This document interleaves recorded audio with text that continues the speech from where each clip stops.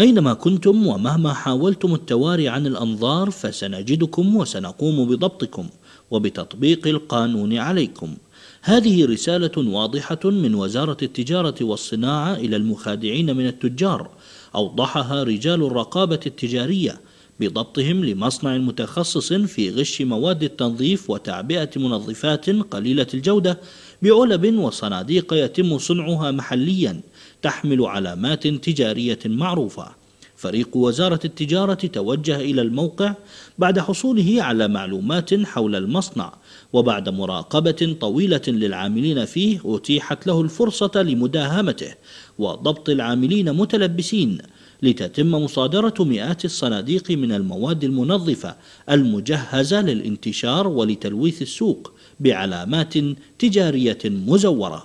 ياخذون الصابون من انواع رخيصه موجوده بالسوق ويعلبونها مثل ما احنا شايفين في علب خاصه لماركات عالميه معروفه يرغبها المستهلك، فياخذون يستفيدون من فارغ السعر ويبيعون داخل السوق حوالي 500 كرتون انتاجهم اليومي. هذا باليوم ينتجون الكميه هذه ويصدرونها مباشره للسوق. المشكله ان مراقبتنا للمكان هذا لفتره طويله ما لقيناهم يفتحون البيبان او يحمل او كذا، فيجي في اوقات معينه ما يكون في احد موجود داخل المنطقه ويتم تحميل وبيع البضاعه داخل السوق المحلي. التاجر المخادع يبحث دوما عن الكسب السريع، لذا فإنه يقوم بغش السلع السريعة التسويق والبيع.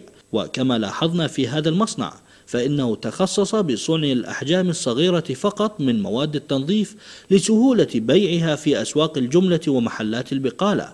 أما العلب الكبيرة فإنه من الصعب بيعها إلا في الجمعيات التعاونية ومراكز التسوق المركزية، الأمر الذي يعد مستحيلا بالنسبة للتاجر المخادع نظرا لوجود الرقابة في تلك الجهات ولاعتمادها الشراء من الوكلاء الرسميين. المنتجات هذه عادة ما تدخل الأماكن المعتمدة مثل الجمعيات التعاونية أو الأسواق المركزية الكبيرة أو مثلا الأماكن المعتمدة أو من الوكيل، أكيد لا.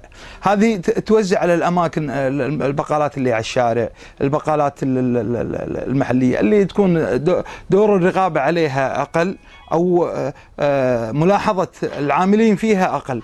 يعني يختلف لما أنا أحطه في جمعية تعاونية، في مراقب سوق، في مدير سوق، في مدير رف، في الأمور هذه قاعد يتابعون أول بأول. ثاني شيء في تفتيش دائم ودوري عليه، في أكثر من جهة تفتش عليه، حتى الوكيل متواجد في المكان هذا ممكن يلاحظ سلعته. بضبط هؤلاء التجار المخادعين فإن وزارة التجارة والصناعة تقوم بحماية التجار من الغش التجاري بمثل ما تحمي المستهلك، فانتشار السلع المغشوشة تحت علامات تجارية معروفة في السوق من شأنه أن يفقد المستهلك ثقته بتلك العلامات التجارية بسبب عدم حصوله على الجودة المطلوبة من تلك السلع مقابل السعر الذي قام بدفعه، ما يسبب خسائر فادحة للتجار أصحاب تلك العلامات المرخصة. فوزارة التجارة والصناعة تحول دون وقوع الخسائر لكلا الطرفين بقيامها بواجبها الرقابي، إلا أنها تطلب دوما مساعدة التاجر والمستهلك على حد سواء